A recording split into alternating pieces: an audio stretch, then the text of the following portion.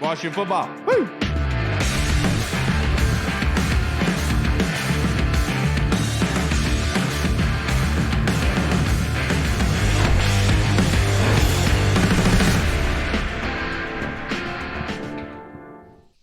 Hello, everybody, and welcome to the Burgundy Zone. I am your host, Kyle. I am joined by my co-host, Michael Reed. Hall will not be joining us for this episode, unfortunately. He's got some errands to run, and that's all right. The title of this episode is The Standard. And I just wanted to say the standard is provided by Coach Witt, talking about the defense and being able to say that those guys are getting up to the standard, and the standard is the standard. But that being said, the Burgundy Zone is a part of the Frederick Podcast Network. You can find out more by going to www.listenfrederick.com. And we are joined by one of our oldest guests on this podcast, a good friend of the show, Mr. Zach Selby. Thank you for joining us on this Sunday afternoon, sir. How you doing? Doing all right, yeah. Enjoying the long weekend that we've been able to enjoy. They gave us Friday off, and then we're also getting Monday off. So it's been a lot of good time to reflect, a lot of time to, just relax and get ready for the other crazy storm that's about to hit us in a week, whenever the combine comes around. So, yeah. I thought you were talking about another winter storm. And I was, man, not again. I was like, not again. I'm sick of the snow. I'm so sick of it. I want it to be gone. And it sucks. You're absolutely right. Actually, I get it on a Saturday. God, come on. Throw me a bone here. We could have done it on a Monday and helped us all out. But that being said, Selby, we got to talk about the storm that rolled through Ashburn last week, and Joe Witt and then Cliff Kingsbury in their intro pressers. What was your biggest takeaway from the coaching staff that they have brought together here? Because you got Anthony Lynn, you got Daryl Tapp making a reunion here. You have Ryan Kerrigan and his resurgence, which kind of went under the radar. What was your biggest takeaway from that coaching staff? A lot of experience. I think that was one of the biggest thing that jumps off the page immediately, because you've got guys who've been former head coaches in Anthony Lynn, Cliff Kingsbury. You've also got guys who haven't really had that much experience as a head coach, and like Joe Witt Jr., but brings a lot of energy and a lot of acumen to his role. I mean, you've got a lot of former players. I think that plays a big role too. I mean, you got Brian Johnson, have a really good offensive mind. Even though the offensive coordinator job in Philadelphia didn't exactly work out well, he's always been known for developing really good quarterbacks. So honestly, I think it's a pretty solid staff when you look at it from top to bottom as a whole. And, that was one of the biggest things that, Dan Quinn has been known for, right, is putting together a pretty solid staff. I mean, look at that first Atlanta staff that he had. I mean, Mike McDaniel was on that staff, Sean McVay. There was LaFleur was on that staff. They've all been head coaches now and all go on to be very successful, in their own right. So to have this much experience, I think coming from a lot of different walks of life, I think speaks a lot to how he views things. It's a little bit of a breath of fresh air, I think, for this coach, for how Washington has done things over the last few years. It seems like they've been kind of, what's the right word? Spinning their tires a little bit, just going in through it with the same philosophy on things. Now you have a lot of guys who, they're all working towards the buzzword, the aligned vision, but they're all coming at it with a different sort of philosophy. And I think that's should create a better product on the field. Now, we'll see what happens. It's easy to say that in late February, but I think they're in terms of, quote unquote, winning the offseason, I think they're doing a very good job of that. Yeah, and it's a far cry away from just about a month ago, everybody begging for Ben Johnson. Everybody, it was a sure thing at one point that Ben Johnson was coming here. And just looking at the differences between the staffs that you would imagine that they would build, it seems like it was almost kind of like, maybe I'm just a homer, but a no-brainer as to why Dan Quinn was so high on their list. I mean, that dude could got an all-star staff here so far. And what do you think some of the benefits are because of them choosing guys who haven't really been together that much, that come from different coaching trees? Because like in years past, it always seems like coaches like to hire guys that they're comfortable with. We saw that with Ron Rivera. Saw that with the Shanahans. They just kind of bring their guys. But it seems like Dan Quinn's kind of taking things from all walks of life. What are the benefits for the team? Yeah, I think, and you're right. Like, it's not, even though that was maybe a criticism of Ron Rivera, I don't think that's necessarily a fair criticism, because everybody in the league does that in some way. So it's not like it's a Rivera problem per se. But I do think bringing all these walks of life, like I was saying earlier, they all want to win. They all want to bring a championship to Washington, but they're all doing it with a little bit of a different way of doing it. So like Cliff Kingsbury, for example. He said he's going to be more balanced in his offense, but he's known for passing the ball. more. I mean, that's what the air raid offense, even though he said that's not really what it's going to be called here, that's kind of what he's known for. Whereas you bring out the Anthony Lynn, who is known for developing some really good running backs in his day, knows how to develop a really solid plan. Now he's a run game coordinator. I think you bring in Brian Johnson, who is just basically outside of his time as offensive coordinator for the Eagles, almost all of his experience has been in quarterbacks. I think that really helps out with the diversity, both just the intellectual diversity of the team in terms of the coaching staff, because there are more than one way to win in the NFL. Although obviously right now the Shanahan way of doing things is kind of like the popular way, I guess, in the popular philosophy. But it's it kind of goes back to what I said, aligned vision. Yeah, they're all different. They all come back from different walks of life and different kind of coaching styles, but they all have experience with winning in some way or another. They'll have their own formulas. And it's not going to be like a carbon copy of what they did in Dallas. It's not going to be a carbon copy of what they did in San Francisco or anything like that. It's going to be the Commanders' way of winning. And I think that to me, I think that allows you to create your own path. Because maybe, eventually if things go all well and good, maybe it's all of a sudden it's the Commanders' way that people are trying to copy. Correct. Now yes. that's a big way of doing things. That's a big prediction. But at the same time, like, if that's the goal, that's honestly, the standard. if you do that, yeah, because I mean, look at San Francisco made all these Super Bowls and all these NFC championships.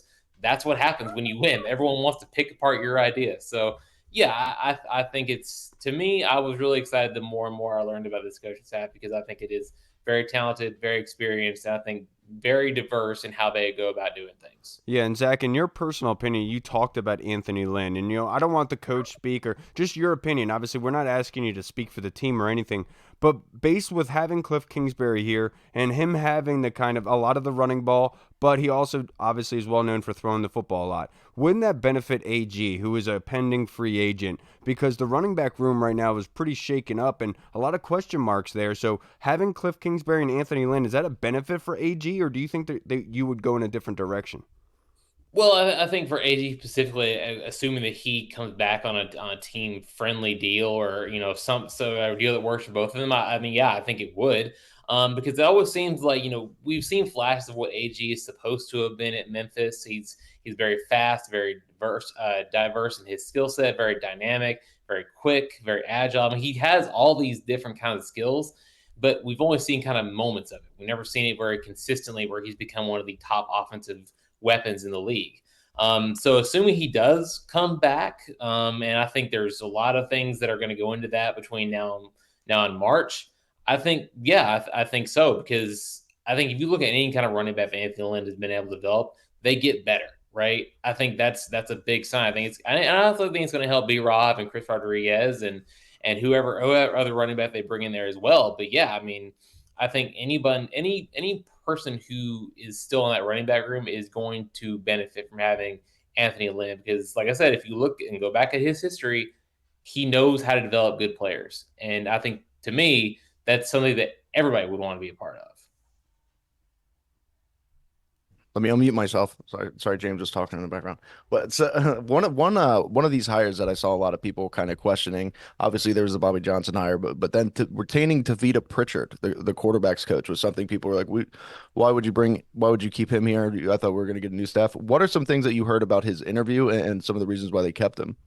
Well, from what the reports are, is that it went very well, and it doesn't really surprise me that it went very well, Right. because just talking to DeVita the few times that I have, he's a very personable guy, and he's very knowledgeable. Like, he knows what he's talking about, Right. and I think he knows how to develop guys. I mean, just look at, like, we can do a bigger introspective on Sam Howell's career so far, and how he's developed that 1 year, but I honestly believe that while we did get a fuller picture of what he can do, I do think he got better in some areas too, right? I think he showed a lot of poise, especially in the first, half of the season, considering how, much the offensive line was struggling and, all this other stuff. So I do believe he has something of value to bring to this staff. Now, and I think another thing too is, just because he was part of the previous staff does not mean he should be gone necessarily. I mean, look at Randy Jordan, for example. I mean, Randy Jordan was around forever, and he was, in my opinion, he's one of the best running back coaches in the league, just because of the way he does things, how he approaches things. So I think Tavita has a lot to offer here. And I think he has a lot of really good perspective on how quarterbacks should be developed. Because remember, he was a successful college quarterback in his own right. So I think he does have some value here, and I think whoever they go, whether they they take a quarterback at number 2, or they sign a free agent or keep Sam Howell, I think that kind of stability, that kind of like sustainability is going to be important to whoever they bring in as another quarterback. Yeah. My man. Now to wrap this up, Zach, I only have a couple more questions for you. But a programming word that we use in my line of work is recalibrate. And that's what Dan Quinn kind of used to not a rebuild or anything like that, but he called it a recalibrate. In your opinion, what does that kind of mean? Because Washington has about, I think, like close to 30 guys only signed on the roster at the moment. There's going to be a lot of signings needed to happen here. So what does that exactly mean? Yeah, I think, well, first of all, I don't think you're ever going to find a coach who's going to admit that they're in a rebuild. That's a good point. I don't think that's Blatantly necessarily obvious, like, yeah. yeah, but by recalibrating, I think he means a refocus, right? I think he wants to show that, yes, they've been doing things a certain way for the last 4 years or so. Here's a different way to do it, and we can show you how to do it to make it better. I think that's what he means, because honestly, like, and I think you heard Adam Peters touch on this a little bit, is, I don't really feel like there's a whole massive overhaul that needs to happen here, because, there are some pieces here that can be very talented. I mean, you got Terry, you got B-Rob, you've got, Jonathan Allen, you got Deron Payne. I think, you've got Benjamin St. Juste, who's shown flashes at times. You've got Emmanuel Forrest, who's still very young in his career. There are building blocks here that can turn you into something better. Now it comes back to having the right vision and having the right direction of how to develop those players. But overhaul and rebuild, I don't think it necessarily needs that, because I think with the right direction, this team can become something better. Especially receiver is really good. Defensive tackle is really good. Off the line, probably, like, there are some positions that need some work for sure. But total rebuild, I think, means from top to bottom, everybody's got to go. Like, you're hitting the blow it up button, and I don't think that necessarily needs to happen here. I think you need to add and tweak a little bit. But I think, with the right kind of direction, maybe you could become a playoff team. Look at the Houston Texans. That's an example I bring up all the time. They were one of the worst rosters in the NFL. You bring in the right guy, bring the right head coach with the right offensive coordinator, with the right quarterback, and all of a sudden they won a playoff game, and they're a couple of games away from getting to the Super Bowl. Like, and nobody would have thought that 2 years ago. Nobody. So yeah, I think rebuild, recalibrate. I think recalibrate is the right word, because I do think that with maybe some fresh ways of doing things, you can really see some success here. My man. Now, last question I have for you.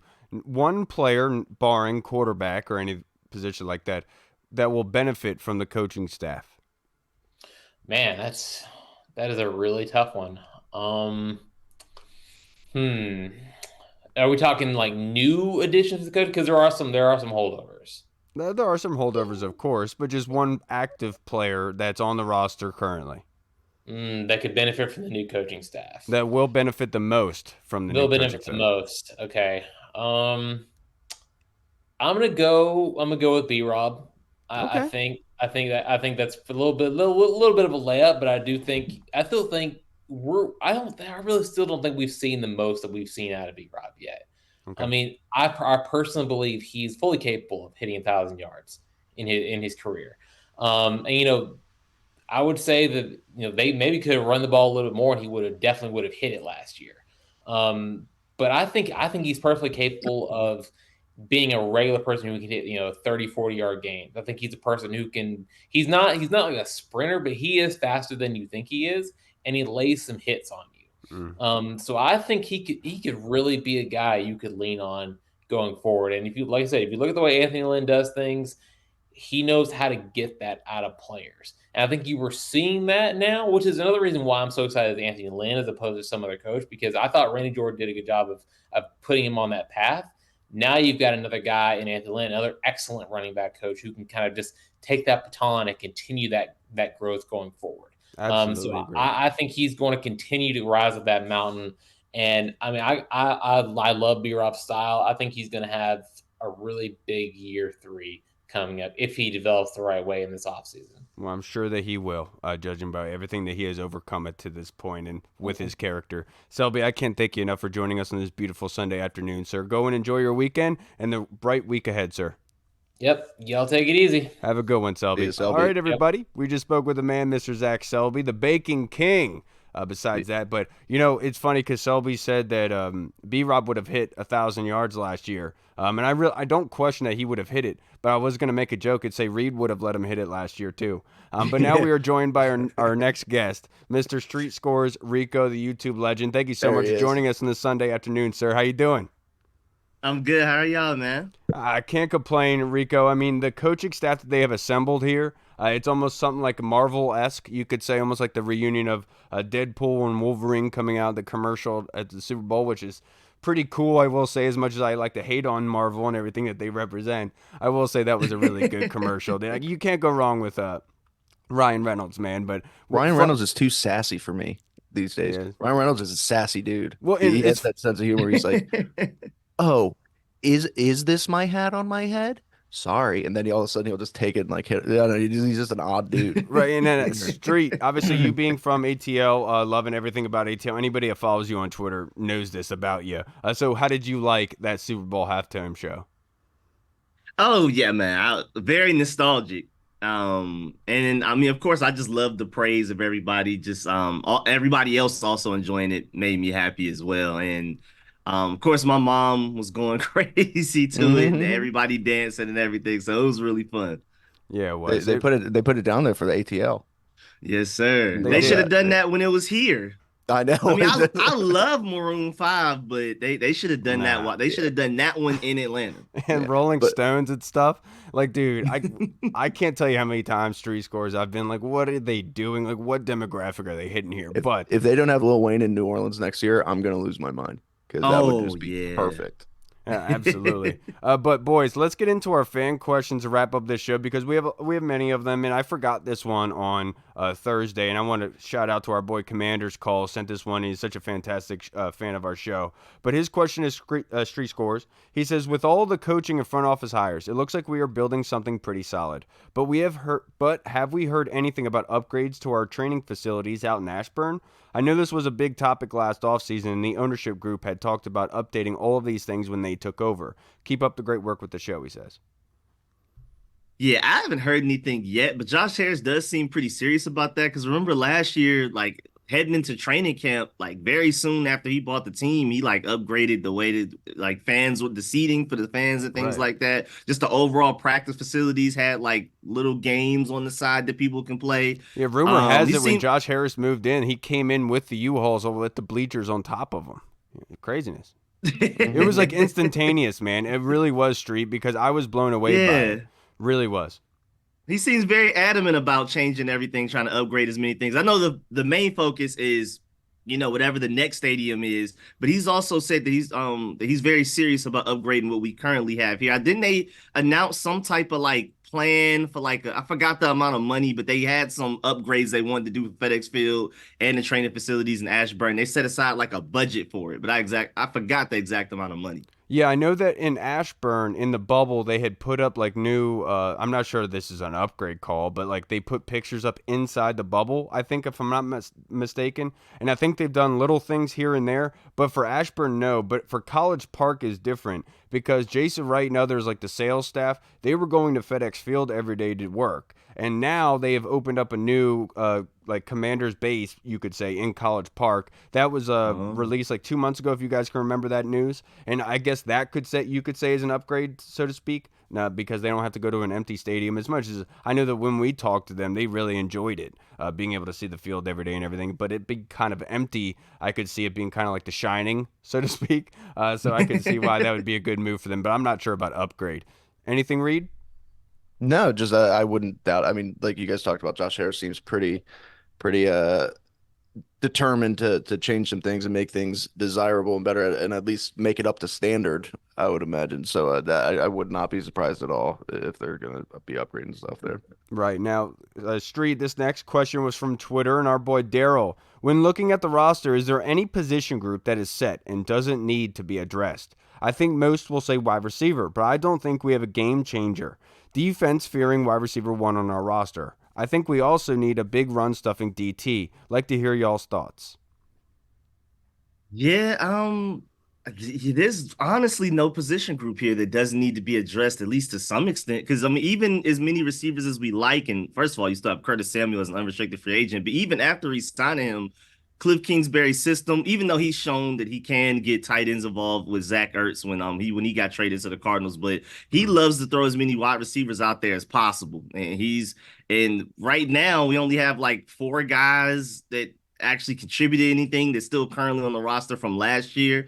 So we're gonna need to load up on receivers. I'm pretty sure we're gonna probably have like 7 or something going into the 53-man roster at minimum. So even receiver, I think every position group needs to be upgraded mightily. Yeah, I agree with you. I do. I know a lot of people would say wide receiver, and I would say that probably is the smartest bet. But if we're being honest with ourselves, it's punter. Because obviously Tressway has a hold on that position. There's no need to upgrade, so to speak. And look, that's a cop-out whatsoever, but it's true. Now, the run-stuffing DT, I think John Ridgeway, that's what he does best. But what was happening last season is he was getting mixed into replacing Duran and John. And he wasn't really playing the nose like he was supposed to, which he was originally brought in here as the backup or as a replacement for Matt Ioannidis. And so I think that any position group, like I said this last week with Doug, because Doug talked about how many blue chip guys we have on our team. And look, I agree with that.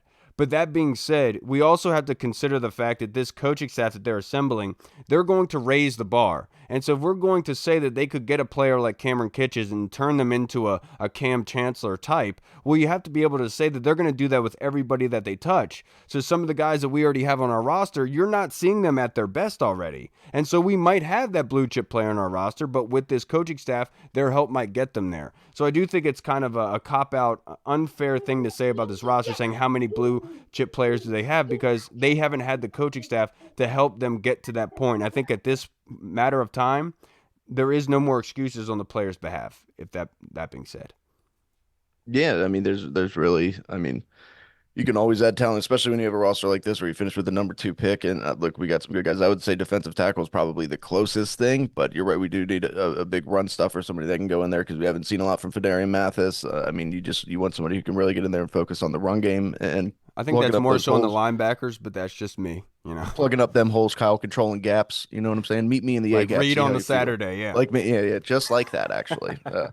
But yeah, I mean, wide receivers, I mean, we don't know what's going to happen with Curtis Samuel. Even if Curtis Samuel stays, you're still going to probably need somebody in there, maybe get some size in there, maybe get just a different type of playmaker, because you haven't seen as much from De'Ami Brown consistently. I'll say that because he has had a couple good games, but he hasn't done it consistently. So it's going to be interesting, man. That's what's so fun about this offseason and the draft. They can really go any way. I mean, after quarterback at number 2, obviously, then they're going to go, they can build this roster really however they want.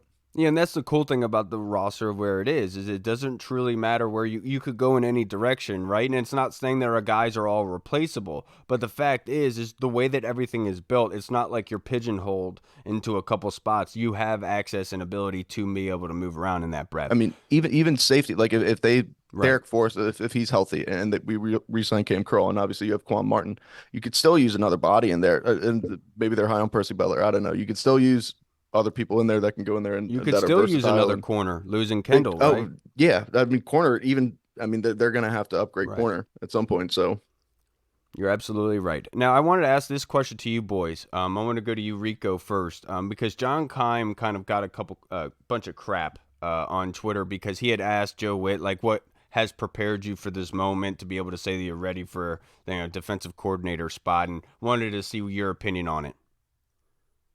It didn't bother me just because, this is technically his first defensive coordinator opportunity. I would see, like, if he was a defensive coordinator before and then, like, it failed and it was kind of like I could see the spin on it if he was saying that's a jab at his other previous failure or something. But this is first defensive coordinator opportunity. This is going to be his first time calling plays. So I looked at it as more like, you wanted to do this before. What was why now were you given this opportunity? Why do you feel like you're ready to take advantage of it and things like that? So, I mean, maybe it's just because I like John Kahn. Maybe I'm biased, but I thought it was a pretty decent question, and I absolutely love Joe Witt's answer. I mean, I love the whole press conference. That was probably one of my favorite. I'm not even a press conference guy, but for some reason, I love that one. And I just felt like he answered it very well anyway. Yeah, and that was the best one I've heard in and years. He didn't talk dude. in third person, which is sent it over the roof. But I agree with you, Street. I understood what John was asking him, but I think what John realized in that moment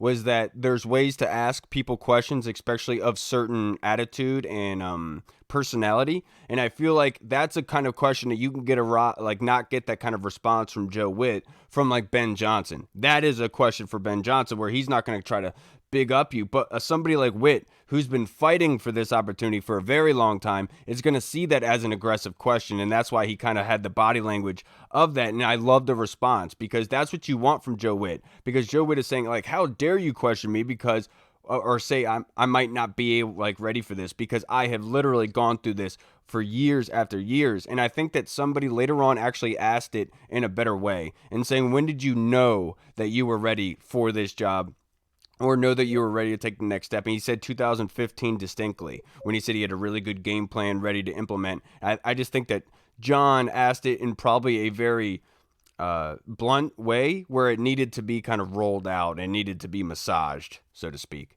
Yeah, but I mean, let's just you guys, because I think you guys all kind of hit how I feel on the head. But how cool is Joe Witt? Everything Yeah. that dude said. Dude, the sunglasses put me over. I was like, already. Dude, it just he's about like that. He's about it's that. weird to somebody that can get you motivated and say without like raising their tone at all and just like talk to you directly like that. There's something about that where you just like get super excited. Like he wasn't yelling. He wasn't sitting there like preacher voicing like Ray Lewis would. He was just sitting there telling you straight up, this is what I expect. This is what we're gonna do. And you were just like, oh, no He wonder dropped he so got many this job. bars. Yeah, Yeah, he dude, dropped yeah, exactly. the one time I think probably my favorite one out of several that I felt were noteworthy was the one where he was like, you need to be staying as long in the room in the coaching rooms and things like that after wins just as after losses. And he was like, after losses, if you notice people staying longer than they would, he was basically like, you were cheating us when we were winning. And I love that one. In a case anybody doesn't understand what that means, like in my line of work, let's say construction, your typical day would be from 5 to 1:30, right? Well, let's say that a guy is there every single day, and then it comes up to an inspection date, and the guy right before the inspection date is putting in 10 to 12-hour days in order to get everything in order for him to get there. What Joe Witt is saying is you shouldn't have to stay those 10 to 12-hour days right before inspection date. You should be putting in that work every single day and every 8 hour of the day so you don't have to stay late during those inspection times. Yeah. And I 100% agree with what he says. Funny. And I know a lot of people said this, but honestly, dude, I'm being 100% real with you guys right now. Everything that has been said in the Quinn and Joe Witt pressers is how I feel about football and how I feel about players. Like anybody that has watched my film breakdowns over the years, like those are the things that I highlight exactly what they're talking about. And so like it's music to my ears. I know I've said this before and a lot, but honestly, dude, like the entire time I'm listening to it, I'm like, hell yeah, let's go. And so I'm hyped up, man. I'm freaking ready to go. And I know talk is cheap and everything like that, but you can tell with Witt, it's not just something for himself to be able to promote himself in order to give him some sort of stature and image, right? He's saying exactly what's about to happen, and that's what you love.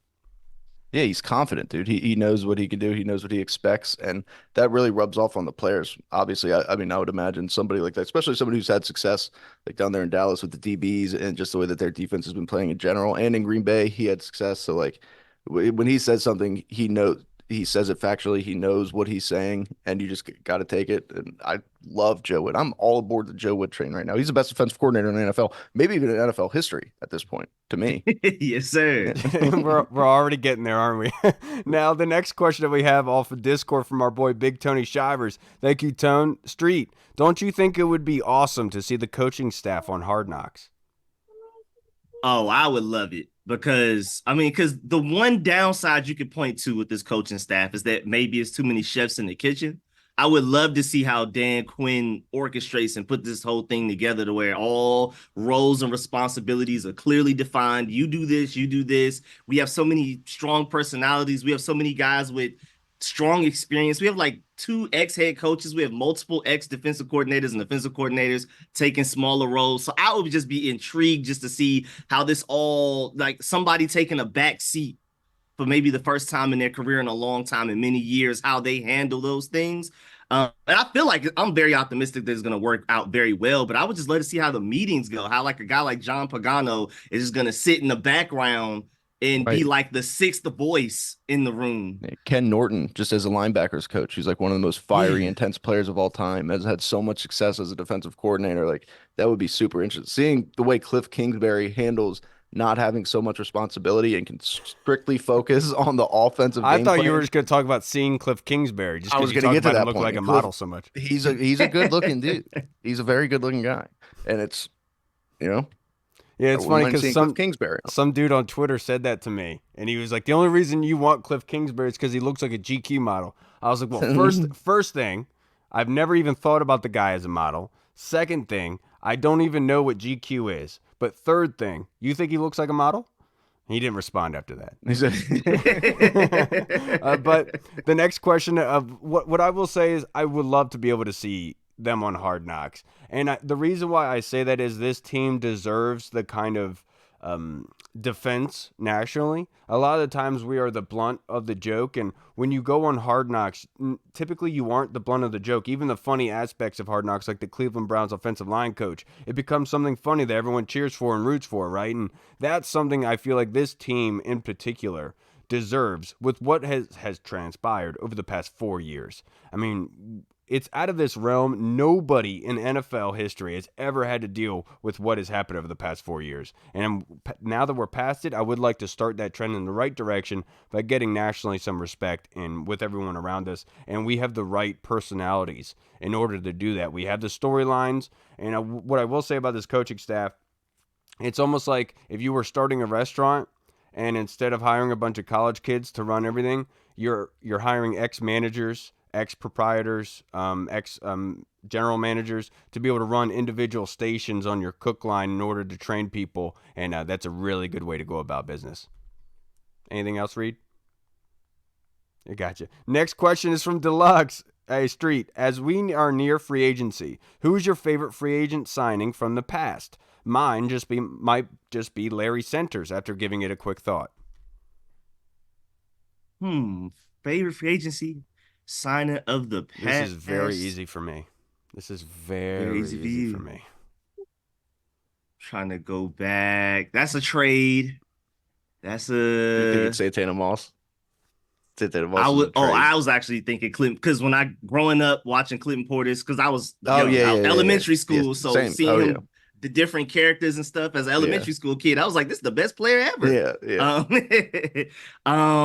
Signing. I mean, I guess to kind of cheat it. I was very excited about the Curtis Samuel signing when it happened. It hasn't necessarily panned out to where it was supposed to be, but we can blame a multitude of reasons on different people for that. And I'm hoping that we re-sign them. So just to give a quick answer, I was really excited about the Curtis Samuel answer.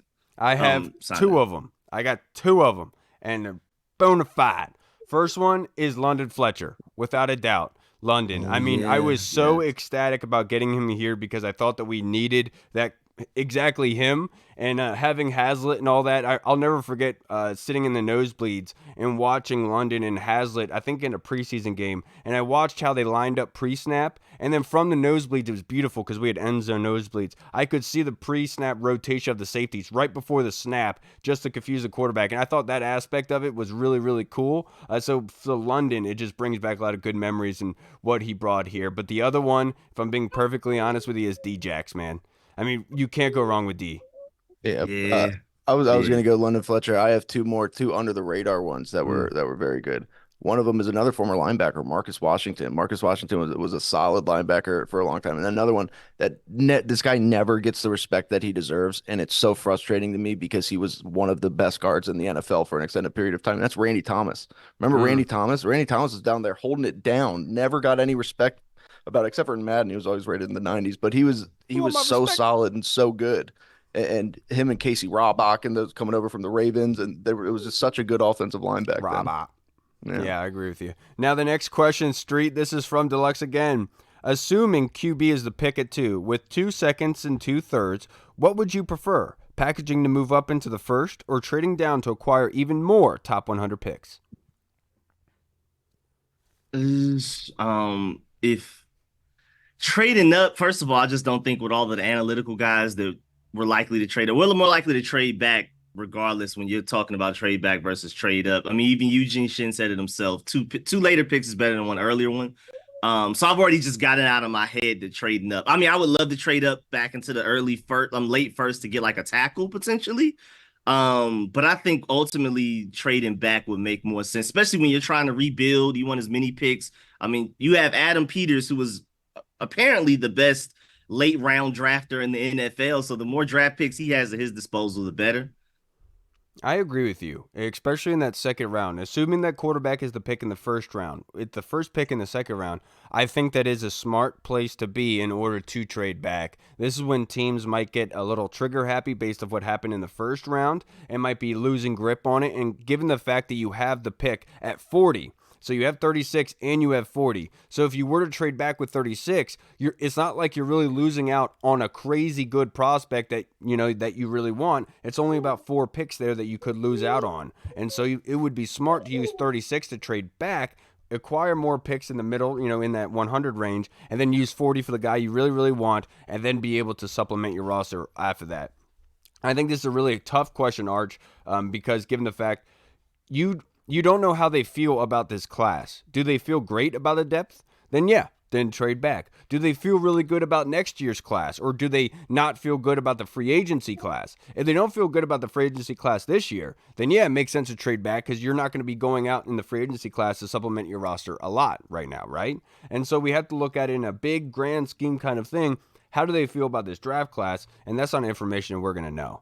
But I would just say, obviously common sense that odds in poker, the more chances you take, the more chance you'll have at winning. And I think that's probably what they're thinking.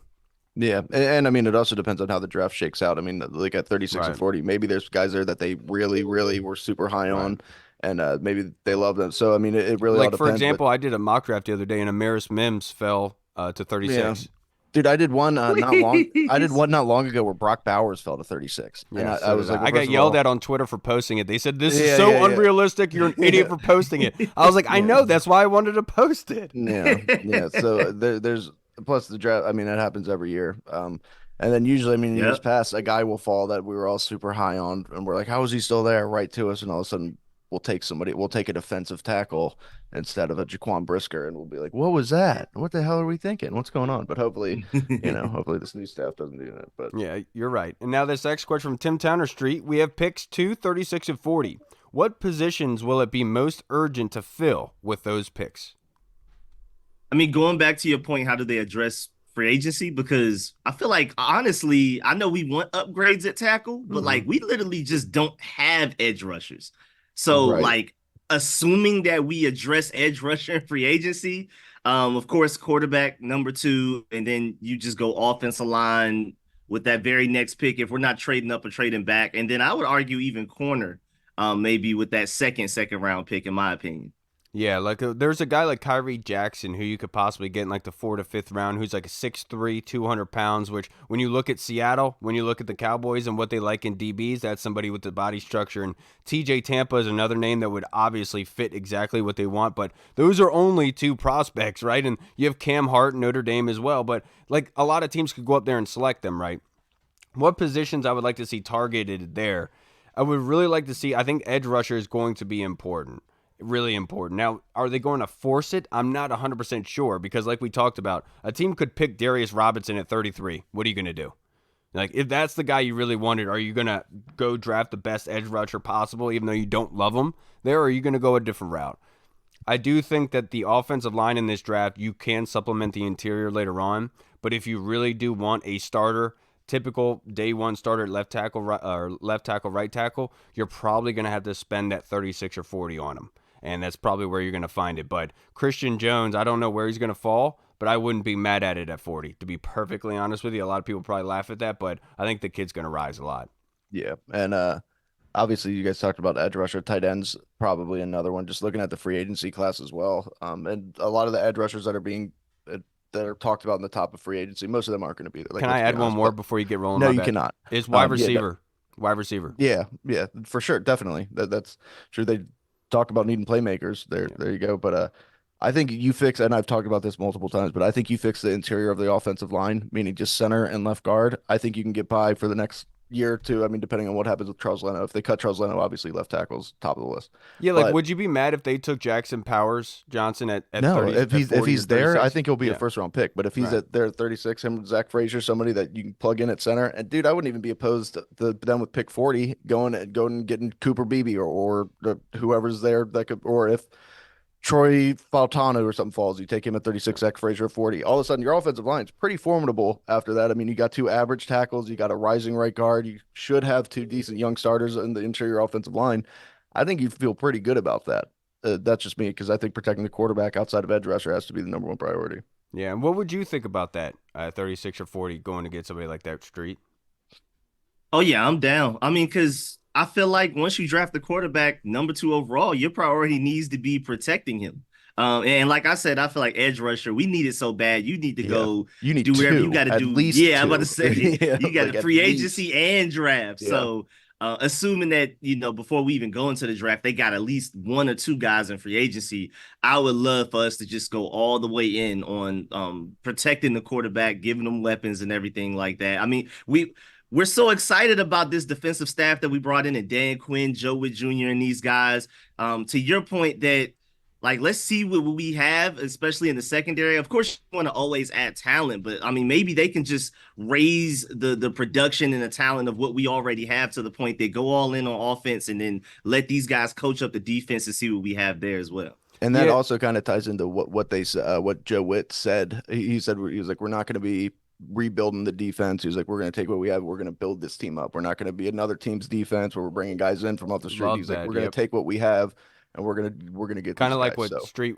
talked about earlier, Yeah. or Selby talked about earlier, building our own thing. And I will say this, like, I've heard a lot of people talk about it being a bad idea to trade away Chase Young and Montez Sweat. But to be perfectly honest with you, I think as a defense, we needed to get away from the long, strong edge rushers, and we needed to get speed. What was the biggest difference between Dallas and our edge rushers when we had those two guys? Is speed. Micah always provided it, and he also had the strength. The length did Montez not ran a help us up 4.3. that much anymore. And so if you were going to move forward with the different defense, you had to get rid of both because we needed to add speed. We've seen what length does, and it didn't benefit us that much, only a little bit, but it did warrant us a second rounder and a third rounder. I will say that. Now the next question in the Discord is for you, Street. From Tim Towner, do you think any of the top QBs had the stones to work out, run, and throw at the combine? And if so, which ones? That's a good point. I've been thinking about that. I was like, is anybody actually going to run the 40? Are they actually going to go out there and try to risk? I mean, I think Penix I would. feel like, yeah. I mean, because I feel like the people that are more desperate to try to raise their stock are going to be the guys that try to do everything. Because Jaden Daniels may run. I'm not too sure because we already see that he's fast on tape, but I don't think it's worth the risk to where if he runs like a 4.6 and like, oh, throw away all the Lamar Exactly, Jackson right, comparisons, yeah. even though you should probably already throw those Lamar Jackson comparisons away today. But I feel like those guys at the top have more to lose. And I feel like even if they don't do anything at the combine, they're going to Drake May or Jaden Daniels respectively going to go 2nd and 3 anyway. Yeah, I definitely think if anybody, it'd probably be Penix because he has a lot more to prove. He has the ability to do what these other guys do. I called him a surgeon in the pocket, just the way how he is in the pocket, but obviously he has a ways to go and a lot to prove. But that being said, if you're going to put a lot of stock into this and betting wage, I'd say J.J. McCarthy, just given the Harbaugh link and Harbaugh having those stones and knowing how NFL teams think and having that insight, I think he'd probably tell him, do every single thing you can because these other guys are going to be scared too.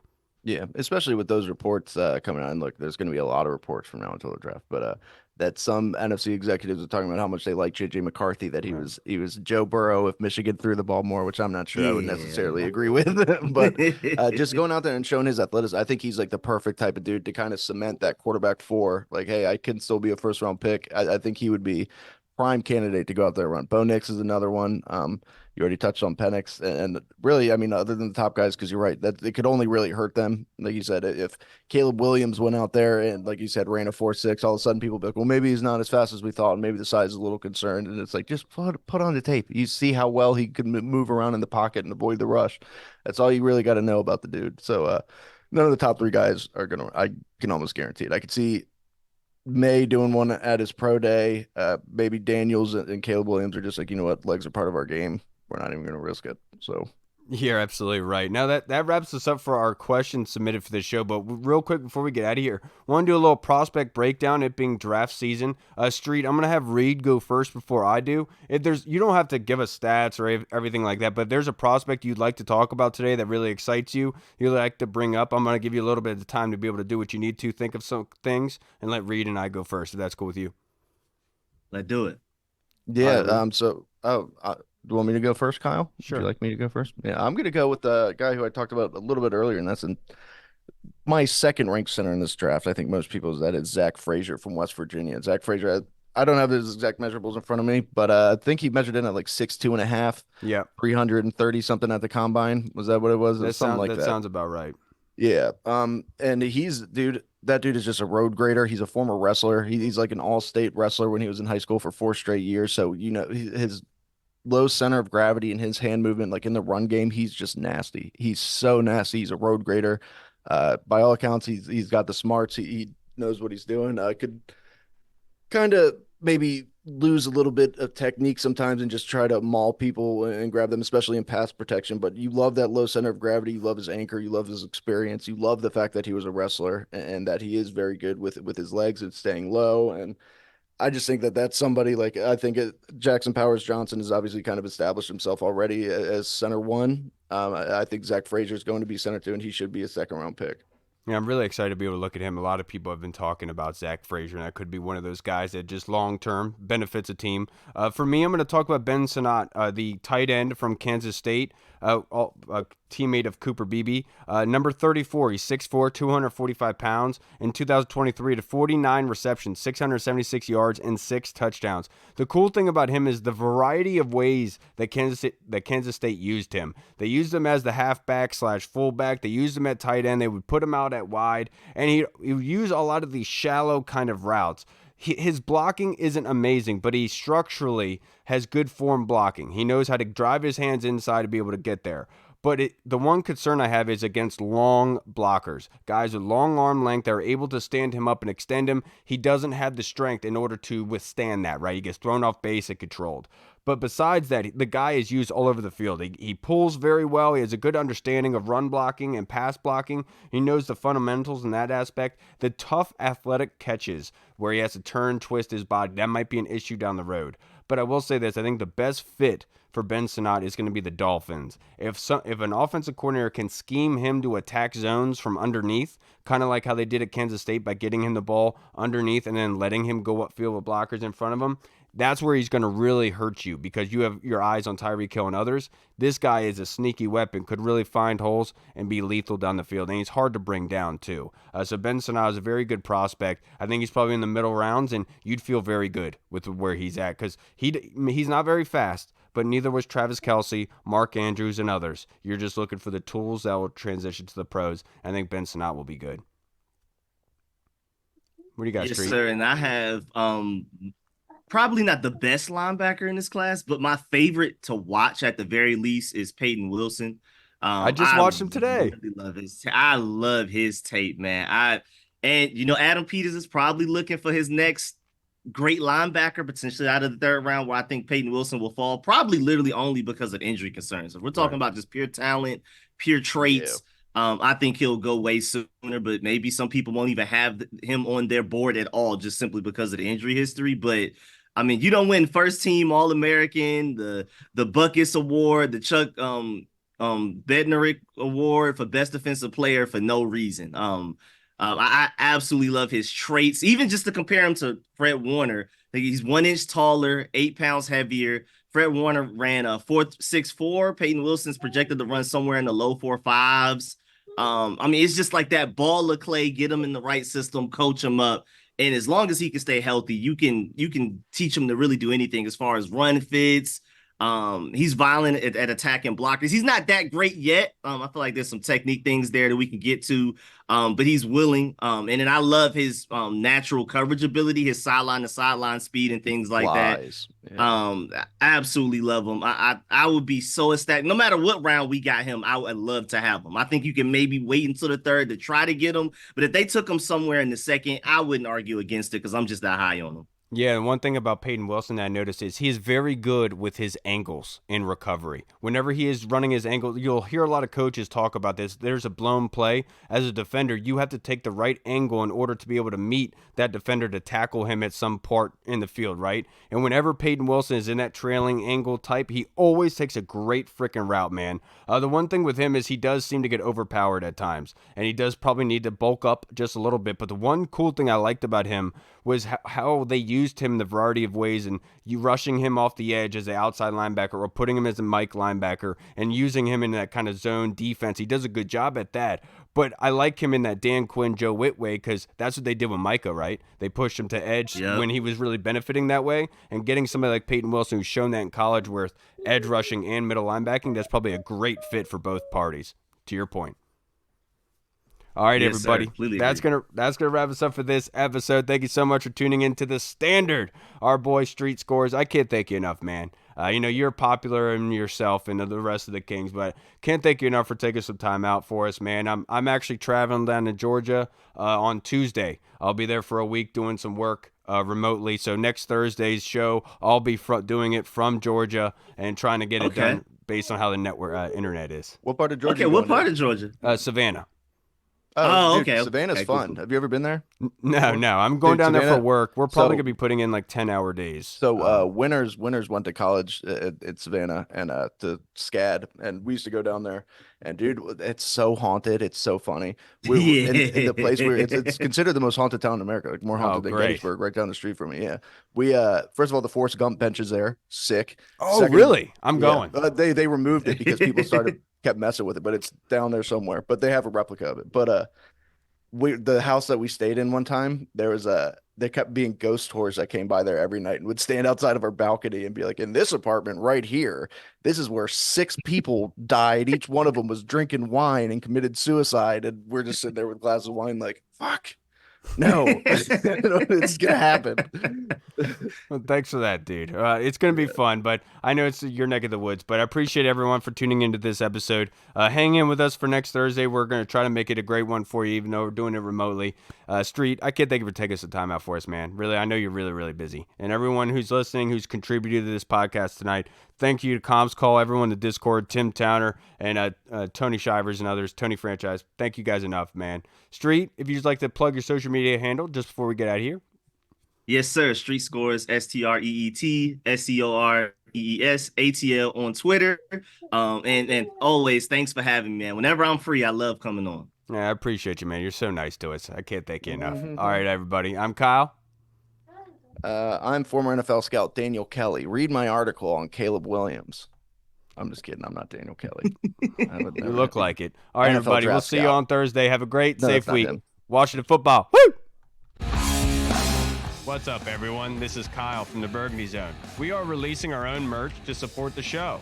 If you want to rock the Burgundy Zone logo or you want to see Reed's face on your shirt, we got it. We're starting with t-shirts, hoodies, and zip-up. So if you're a fan of the show, make sure you snag one before they are gone. Check out the link in our bio on Instagram, or you can find the link in the description of the video. Thanks again for all your support. Until next time.